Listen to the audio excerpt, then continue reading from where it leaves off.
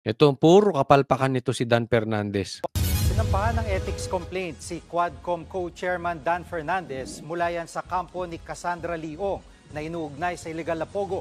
Nag-ugat yan sa manoy pagbabawal ni Fernandez kay Ong na konsultahin ng kanyang abogado sa Quadcom hearing. Nasa frontline ng balitang yan, si Marian Enriquez.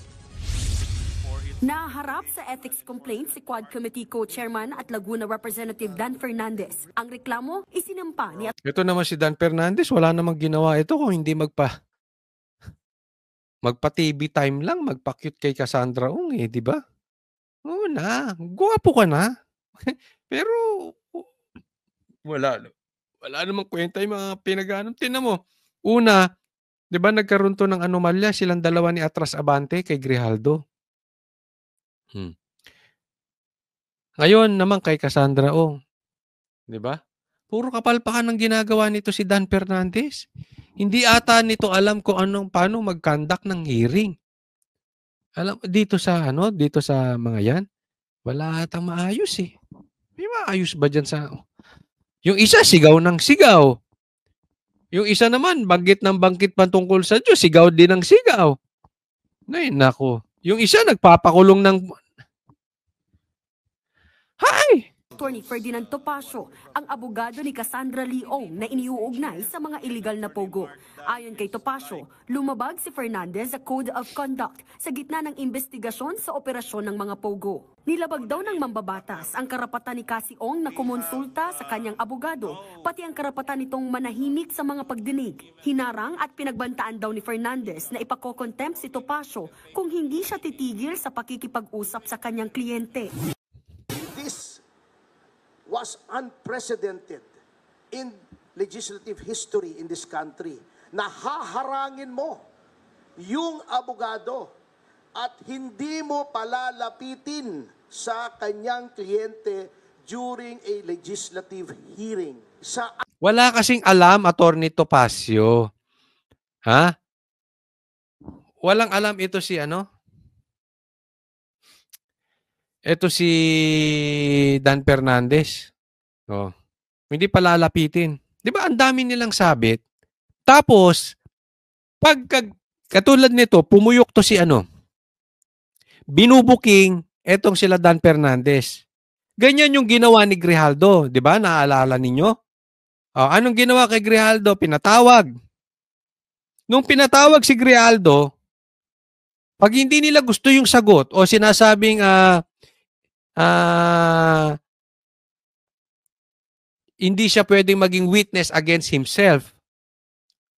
Ayaw nila yung sagot, sisigawan tapos ipakokontempt. So anong gagawin nyo dito, Dan Fernandez?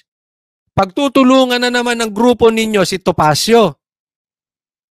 At pag hindi nyo nagustuhan ng sagot ni Topacio at ng tropa mo ng aso, pakukulong ninyo.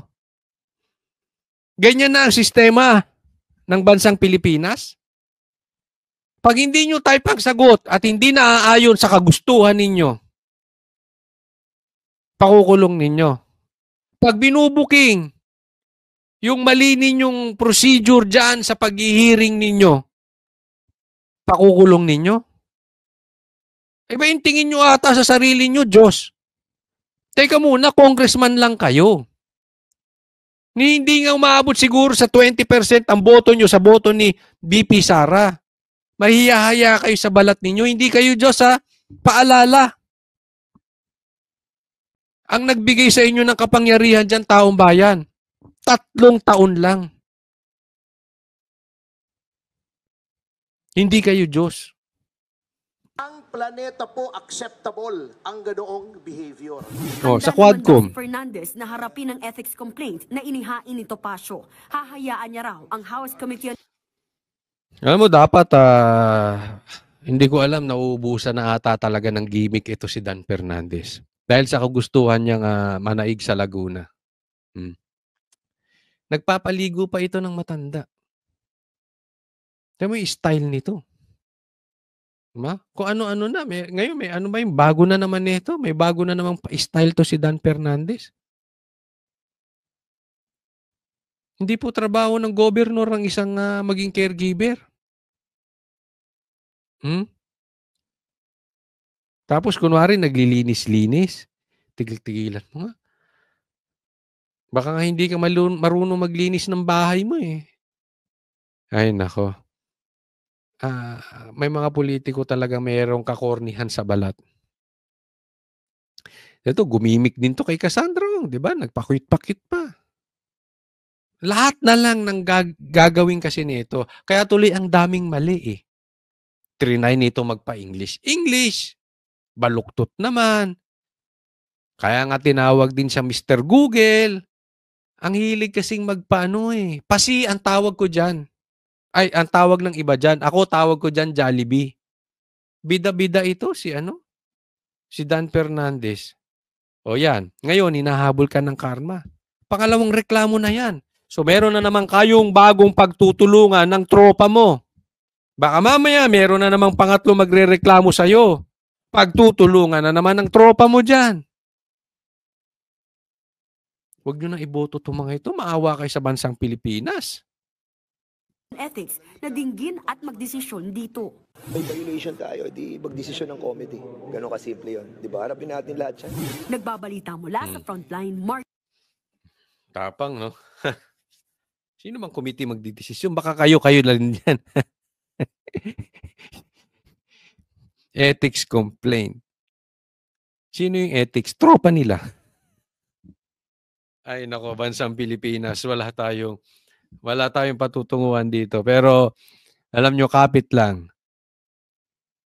Gaya nung PI, hindi binitawan ni PRRD yung problema natin doon. Napakalaking problema nun. Kasi kung natuloy yung PI na yon, ay baka forever nang nakaupo si Marcos at saka si Tamba. At hindi binitawan ni PRRD yun, hindi rin natin binitawan. Diba? Tayo, kayo, hindi, nag-ingay tayo. Diba? Naglabas pa nga ang Davao, nagpunta pa tayo doon. Davao is not for sale. Kaya tinigilan nila. Ito naman ang isa pang laban natin. Huwag nating tigilan, and I'm sure magsasalita na rin si PRRD soon about this. Hindi niya na rin ulit ito, hindi niya rin titigilin na to hanggat meron diyang talagang managot. Merong umamin dito sa mga ito, no? So, tuloy-tuloy lang po tayo maging mapagmatsyag.